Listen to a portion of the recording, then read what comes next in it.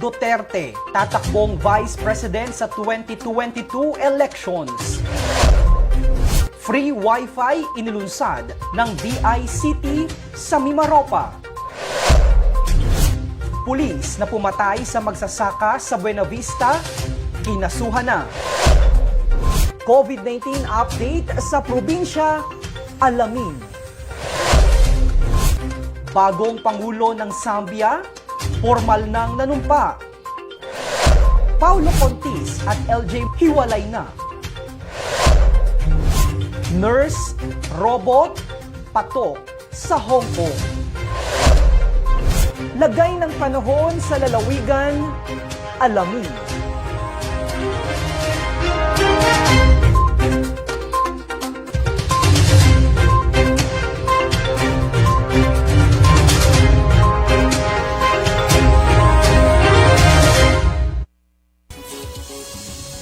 Magandang hapon, Luzon, Visayas at Mindanao, Metro and Mega Manila, lalawigan ng Marinduque, sa mga bayan po ng Buwak, Buena Vista, Gasan, Mugpog, Turios at Santa Cruz. Ako po ang inyo pong kabayan tagapagbalita, Adrian Rosales. Ako naman, Romeo Mataak Jr. at ito ang balitaan sa sentro ng Pilipinas. Sa detalye ng ating mga nagbabagang balita.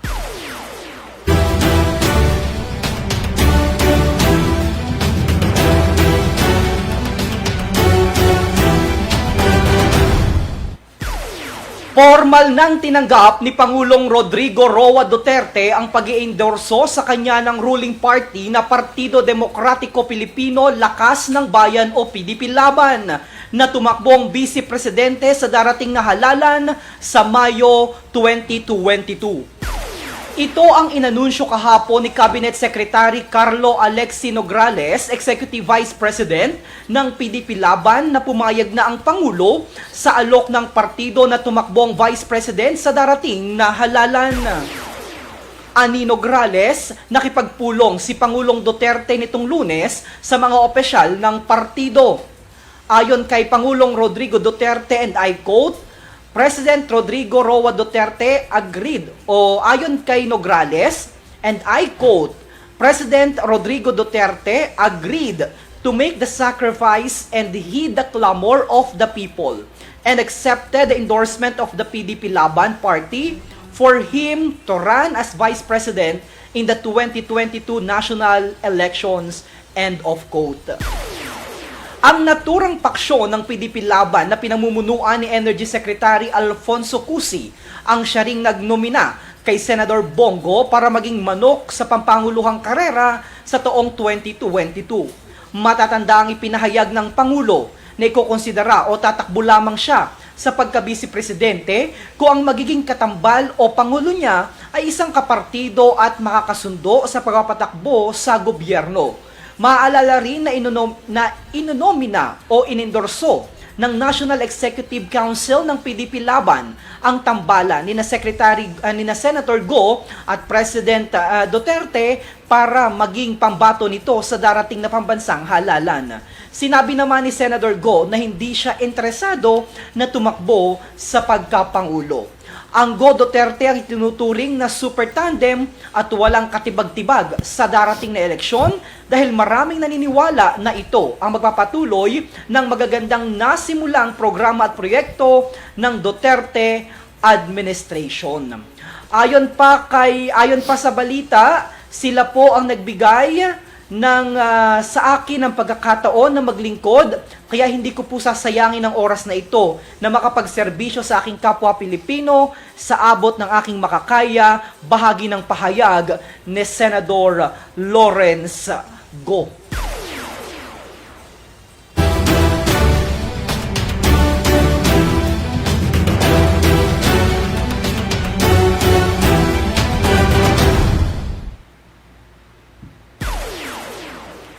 Samantala, formal na inilunsad kahapon ng Department of Information and Communication Technology o DICT, Luzon Cluster 3 ang free Wi-Fi for all sa 51 puok na may tuturing na geographically isolated and disadvantaged area sa Oriental Mindoro. Sa kanyang mensahe sa virtual launching ng Free Wi-Fi for All, sinabi ni DICT Secretary Gregorio Hunasan na patuloy ang paglilingkod ng kagawaran upang maikonekta ang mga kababayan na nasa liblib na lugar at mabigyan ng internet success upang makalahok sa digital economy.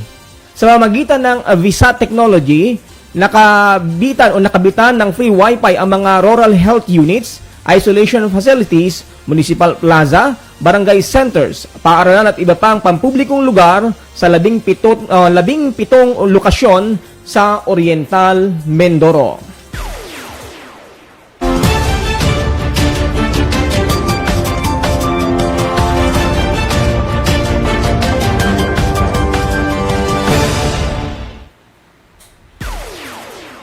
Sinampahan na ng kasong murder at mga reklamong administratibo ang pulis na nakapatay sa isang magsasaka sa Buena Vista, Marinduque.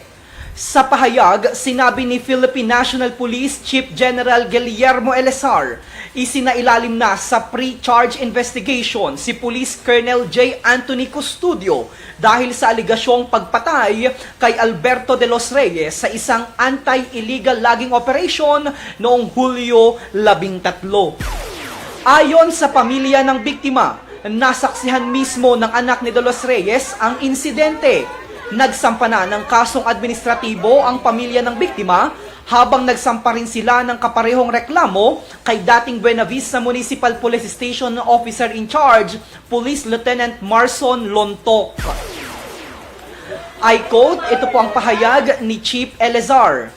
A thorough investigation is still conducted to determine the extent of the administrative liability of the accused police officer. End of quote. Una rito, sinabi ni Custodio na binaril niya si De Los Reyes bilang self-defense. Nasibak na rin sa kanyang posisyon ang suspect na kasalukuyang nasa restrictive custody ng Marinduque Provincial Police Office habang nakabinbin ang investigasyon sa nangyayari. At kaugnay po ng mga balitang yan, mga kababayan, ay sadya nga ni po pinaimbestigahan po ng ating PNP Chief Guillermo Elezar.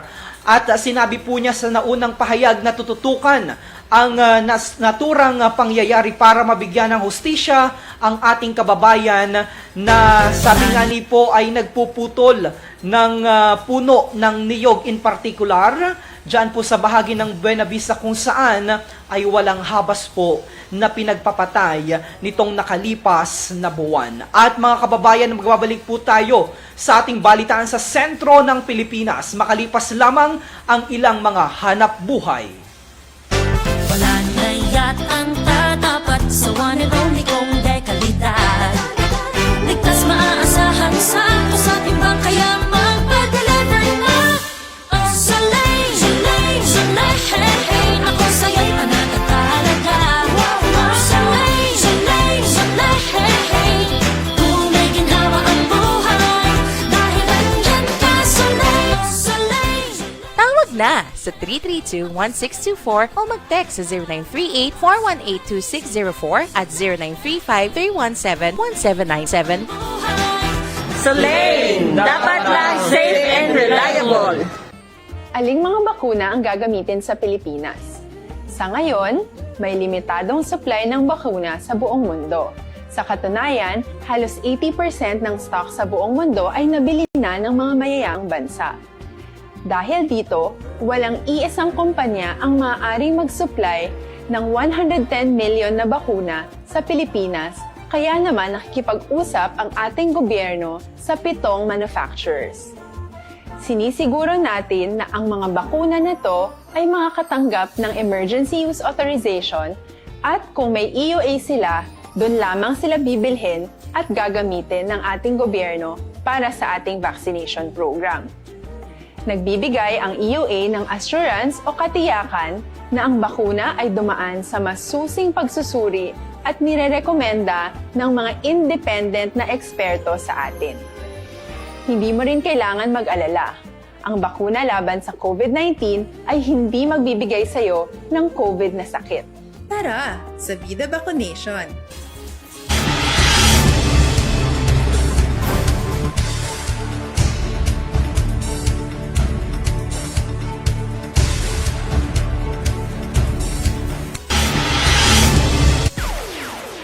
At sa ating COVID-19 situation dito po sa ating lalawigan, may 39 na nadagdag na bagong kaso ng COVID-19 sa ating probinsya noong Agosto 23. Ito po yung pinakahuling datos na inilaan o ibinigay po ng Provincial Health Office, ibinahagi, ipinaskil dyan sa kanila pong official Facebook account. Sa pinakahuling monitoring ng Provincial Health Office, mayroong 340 na COVID-19 active cases sa probinsya. Ang mga kaso pong ito ay matatagpuan sa bahagi ng bayan ng Santa Cruz na nakapagtala ng 154. 46 po sa bayan ng Torrijos, 58 sa bayan ng Buwak, 33 sa Mugpog, 36 sa Gasan, at 13 po sa bayan naman ng Buena Vista. 1,208 na ang gumaling mula po sa kabuuang 1,614 na tinamaan ng sakit. Isa po ang naitalang namatay mula sa kabuuang 66 na nasawi.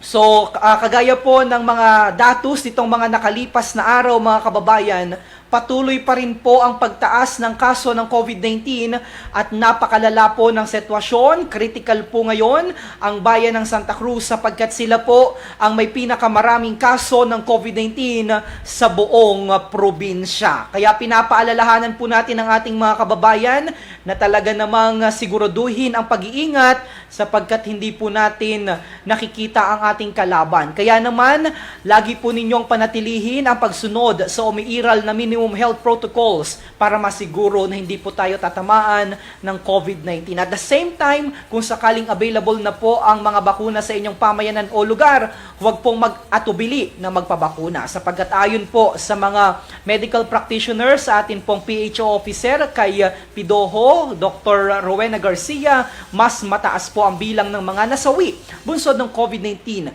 na mga kababayan natin na walang bakuna. Samantala mga kababayan, pagtatama lamang po sa nauna nating pahayag kanina, hinggil po doon sa balita natin na sinampahan na ng kasong murder. Yun pong pulis na nakapatay po sa isang magsasaka dyan sa bayan ng Buena Vista. Ang designation pala nito ay Police Corporal, hindi po Police Colonel as I've mentioned a while ago. To continue our balitaan, narito po.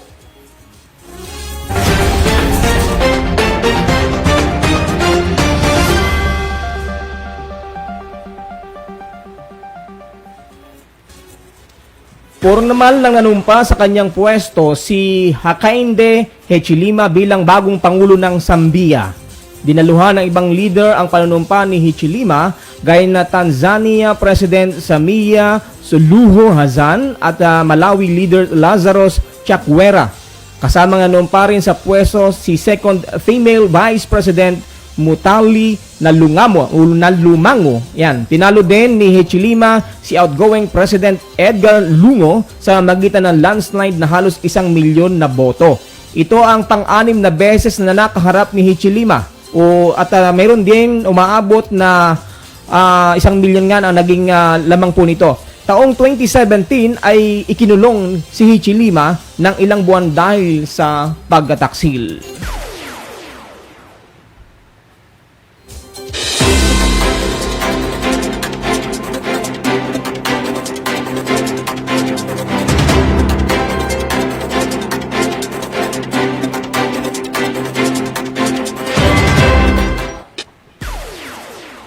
Labis-labis ang pagkadismaya ng isa sa mga atleta ng Pilipinas na sasabak sa 2020 Tokyo Paralympics matapos na hindi matuloy dahil sa nahawa ito sa COVID-19. Una rito kinumpirma ni Philippine Paralympic Committee President Michael Barredo na dinapuan ng virus si Filipina powerlifter Asiel Guion. Dahil dito, maging ang kanyang coach na si Antonio Tony Taguibao ay hindi na rin makakasama sa delegasyon kung saan ngayong araw ang opening ceremony sa Tokyo, Japan. Sinasabing sobra raw ang frustration ni Guion, bunsod ng kabiguan nitong maging kinatawan ng Pilipinas, makaraan ang matagal din na paghahanda sa Paralympics. Tutungo sana ito sa Tokyo, dala ang inspirasyon sa naging panalo rin ng gold medal ni si Heidelin Diaz sa weightlifting. Ayon sa pahayag, Jinky is deeply frustrated that she will not be able to compete in her powerlifting event for her country after training for so long, and especially getting much inspiration from Heidelin Diaz. Bahagi po ng pahayag ni Barredo sa naturang pangyayari. And I quote as well, "Despite this most unfortunate development, all our para-athletes remain in high spirits and committed to give their best possible performance to bring honor and glory for our country." Sa ngayon ay 5 mga Pinoy athletes na lamang ang sasabak sa Paralympics na kinabibilangan. Ni wheelchair racer Gerald Mangliwa na lalaban sa 3 events na men's 400 meter, 100 meter, and 1,500 meter. Ang isa pang swimmer na si Gare Behino ay nasa 4 namang events at ang sasalihan na kinabibilangan ng men's 200 meter IM, 50 meter butterfly, 400 meter freestyle, at 100 meter na backstroke. Samantala, ang isa pang atleta na si Janet Aceveda ay sasabak naman sa women's discus throw event, habang ang taekwondo jin na si Alain Ganapin ay tatangkain namang makasungkit ng medalya sa men's K44 to 75 kilogram division. Nakakalungkot na bang balita ito, partner, sapagkat nitong nakalipas na mga araw ay binalita natin, headline natin actually itong si Asiel, na aniya ay porsigido at talagang interesadong lumaban dahil inspirasyon niya nga si Heidelin Diaz. At sa ating pagpapatuloy, mga kababayan, kayo po ay patuloy pa rin sumusubaybay sa ating balitaan sa sentro ng Pilipinas. Magbabalik po kami makalipas lamang ang ilang mga patalastas.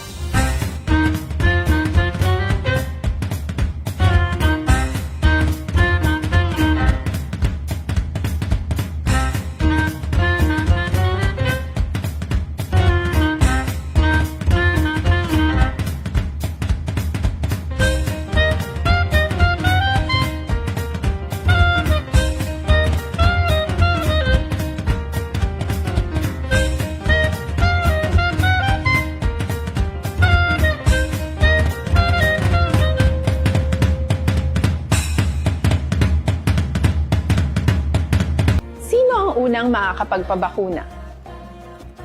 Dahil kailangan nating masiguradong patuloy na makakapagtrabaho ang ating health system para maalagaan tayo, ang mga medical frontliners ang unang makakatanggap ng bakuna. Susunod dito ay yung mga eligible na senior citizens dahil sila ay nasa greatest risk ng severe infection o kamatayan. Alam natin ito dahil sa ating lokal na datos na mas mapanganib ang COVID-19 sa mga matatanda. Ang pagkakasunod-sunod na kung sino ang unang makakatanggap ng bakuna ay natukoy sa tulong ng mga eksperto. Tara, sa Vida Vacunation!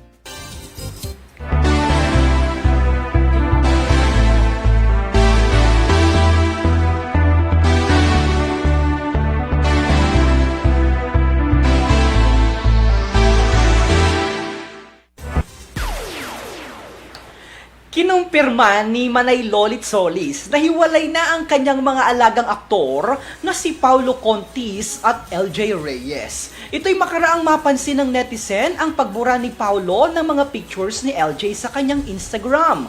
Sa Instagram, inihayag ni Solis na ang hiwalayan ng dalawa kasabay ng paglilinaw na walang third party. Nilinis din ni Solis ang pangalan ni Yen Santos na nadadawit naman sa hiwalayan ni Contis at Reyes.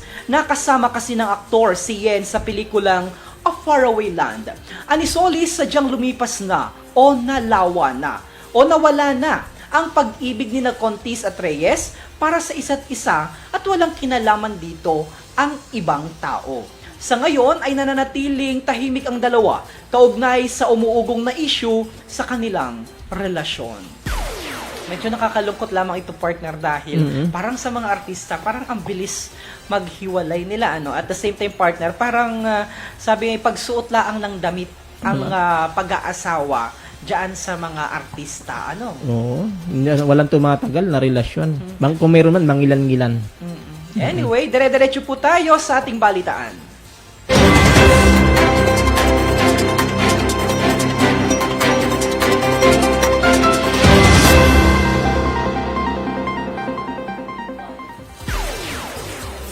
Ayan ay pinakilala na sa publiko ang latest invention sa Hong Kong, ang lifelike nurse robot na si Grace. Ang robotic healthcare assistant na ito ay nilikha upang tumulong sa mga nurses. Nilagyan ito ng sensor tulad ng thermal camera upang madetect ang temperatura at pulso ng pasyente. Makakatulong din ito sa mga doktor sa pagdiagnose ng sakit at paggamot sa mga pasyente. Ang humanoid robot na ito ay dinisenyo sa pag-aalaga ng mga senior citizens at ng mga taong naka-isolate sanhi ng COVID-19. Kaya kaya din ni Grace na magsalita ng 3 wika, ang Ingles, Mandarin at Cantonese. Kaya nagawa din nitong makipag-socialize at mag-conduct ng talk therapy. Si Grace ay ginawa ng isang kumpanya na siyang naglikha din ng robot na si Sophia noong 2016. Napag-alaman na isa ang United States sa mga bansa na nakakaranas ng kakulangan ng mga nurses dahil sa coronavirus pandemic. Inaasahang 1.2 million new registered nurses ang kinakailangan sa taong 2030 upang matugunan ang current shortage na ito.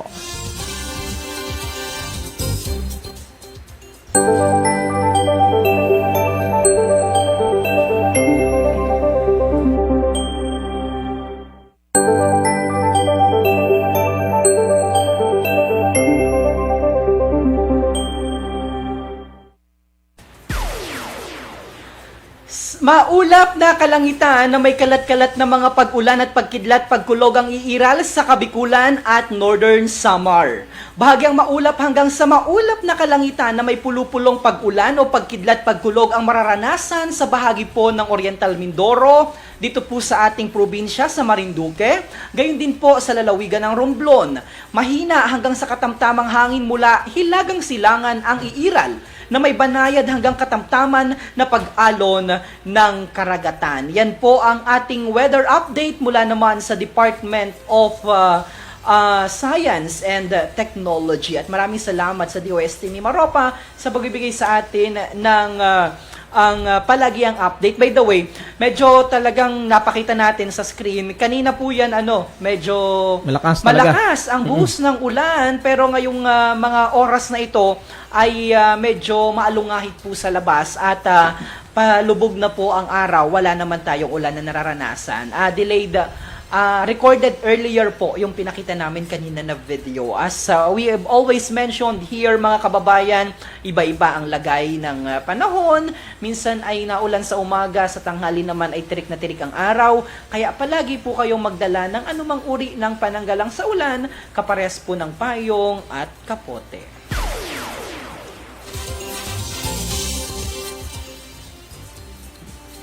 At sa ating pagkaing pangkaluluwa, mapapalad ang mga mapagpayapa sapagkat sila'y tatawaging mga anak ng Diyos. Yan po ay mula sa aklat ng Mateo Kapitulo 5, versikulo 9. Yan po mga kababayan ang ating pagbubulay-bulayan ngayong gabi bago po kayo tumulog, medyo busugin naman po ninyo. Hindi lamang po ang inyong tiyan ng anumang mga pagkain, ang inyong puso ng pagmamahal, pagkusayang kaluluwa ng salita ng Diyos. Maraming salamat sa inyo pong ginawang pagtutok, pagsubaybay sa atin pong balitaan sa sentro ng Pilipinas. And special shoutout po muna kay Dr. Dodi Diosdado Solueta ng Marinduque State College sa warm welcome nyo po sa amin kanina. Thank you so much, Dr. Dodi, at talagang kami po ay sobrang blessed sa inyo at sa lahat po ng bumubuo dyan sa Marinduque State College. We're looking forward for a more collaboration and partnership po sa MSC. Talagang iba ang pagtanggap ni Dr. Dodi sa atin, partner. Yes, Kaya naman tayo ay nagko-congratulate at nagpapasalamat sapagkat siya ang sabi nga ni ay itinadahanang maging Pangulo ng MSC. Ayan, at shoutout din kay Ma'am Maida Lagran ng DepEd at syempre sa ating School Division Superintendent kay Dr. Barrios. Shoutout sa kanilang dalawa. And si Miss Lani. Yes, oo. Oo, na naghihintay dyan sa kusina sa plaza ngayon. Kaya immediately after this balitaan mga kababayan, pasensya na po, medyo na late lamang po ang ating balitaan dahil ang rami po nating mga ginawa kanina, so talagang naghabol po tayo ng oras. Pero ang oras po natin, ang official hour po ng ating balitaan sa sentro ng Pilipinas ay tuwing alas 4 ng isang magandang hapon.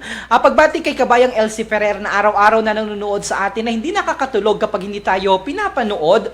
Kabayan, just would like to let you know na hindi po kami nag-asawa na magbasa ng iyong komento. Magpadala po kayo lagi ng komento, kahit na araw-arawin nyo po yan, araw-arawin din po naming abasahin yan sa ere.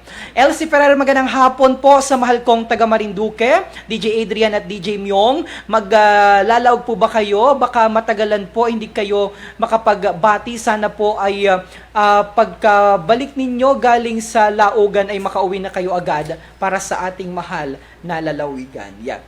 Ayan. Judy Maria is also watching. And Roman Maanyo Piedragosa Jr., hello po from Pasig City. Si Michael Alili is also watching. Girly Diaz, magandang hapon po sa inyong lahat. Ayan, at ganun din, atin pong binabati ang lahat ng ating tagapanood sa tatlong bayan, sa bayan po ng Gasan, Mugpog, at bayan po ng Buwak. Nanonood po sa Lucky 7 Channel 3. At nagpapasalamat din tayo sa ating mga traffic enforcer ng bayan po ng Buwak na naandyan po na pinapahintulutan tayo po ay makapagparada, lalo na po sa panahon kinakailangan nating magbalita. Pansamantala lamang naman. Pansamantala lang yung mga after sir. this program, agad-agad po namin aalisin ang aming mga sasakyan.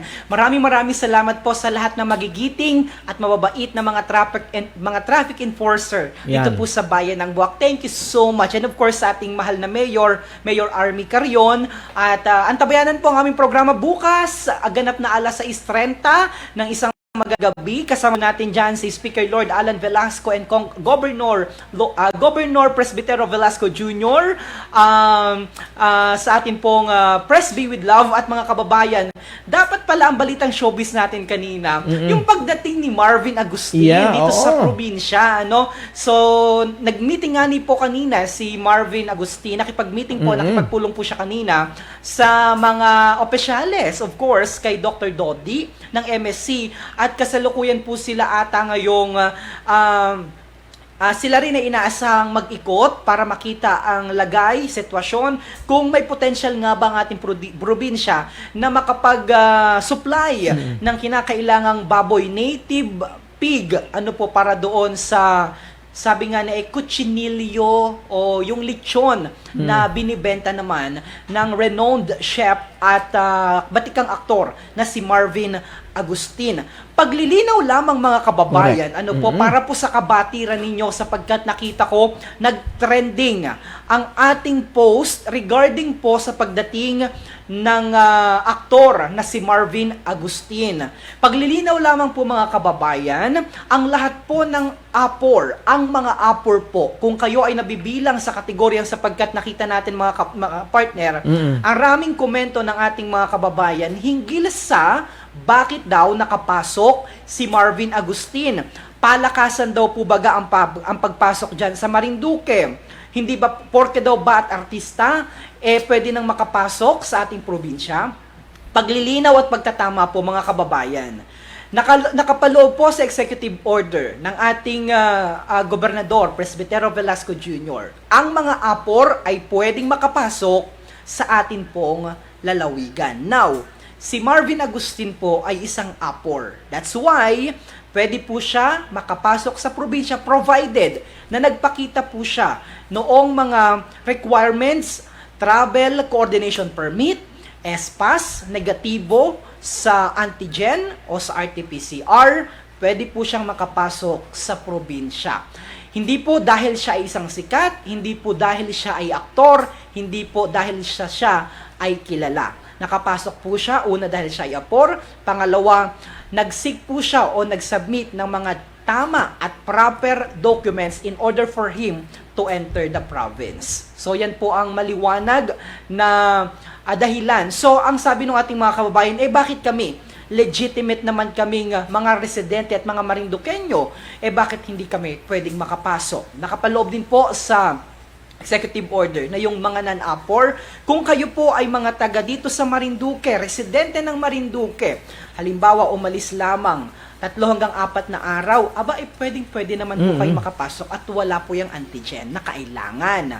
Ang kailangan nyo lang po mag-seek ng travel coordination permit. No required negative result of antigen. Now, yung mga hindi na po dito residente, nandyan na po nakatira sa Maynila, kayo po ay mga non-APOR. So, ibig sabihin, kailangan nyo pong hindi pa kayo pansamantala ho kayong pinagbabawalan na makapasok sa probinsya hanggang sa darating na Agosto 31.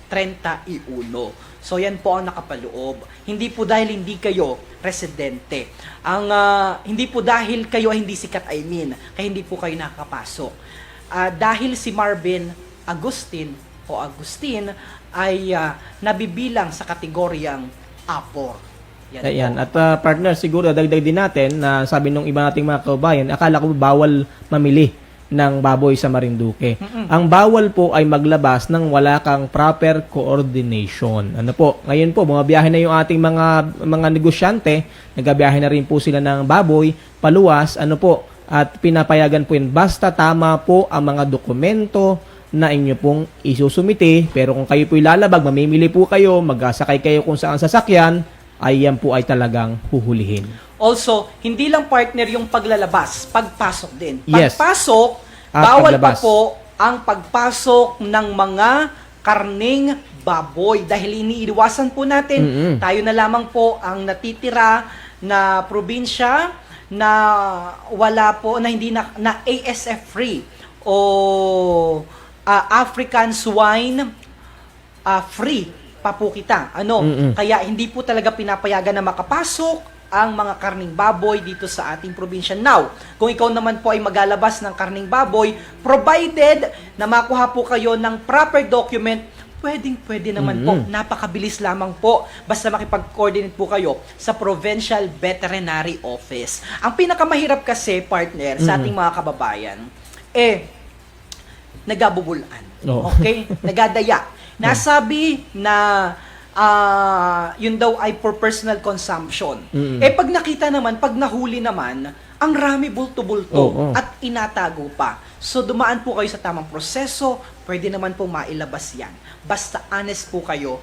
And as I mentioned, yung proper process po ang inyong sundin. I'm pretty sure, makakalabas po, mailabas po ninyo yung mga karne ng baboy. So, wag po kayong magsisinungaling sapagkat bukod sa posible nga talaga, dahil ang higpit talaga ng PVETO, mahuli po kayo. Naharap sila partner sa criminal na kaso. Correct. Opo. Yun, nag-violate po kayo ng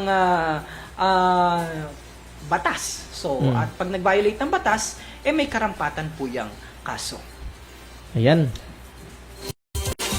Dito na po mga kababayan, nagtatapos ang ating balitaan sa sentro ng Pilipinas. Sa pangalan po ng aming mga kasama dito sa Marinduque News Network at sa Philippine Information Agency, sa bahagi po ng technical, Mr. Santino Latorena, sa aming story editor, Miss Neri Osakdin, sa aming director for multimedia, Direk Mark Cesar Ola. Ako naman, Romeo Mataak Jr. At ako po ang inyong kabayan, Adrian Rosales. At ito ang balitaan sa sentro ng Pilipinas.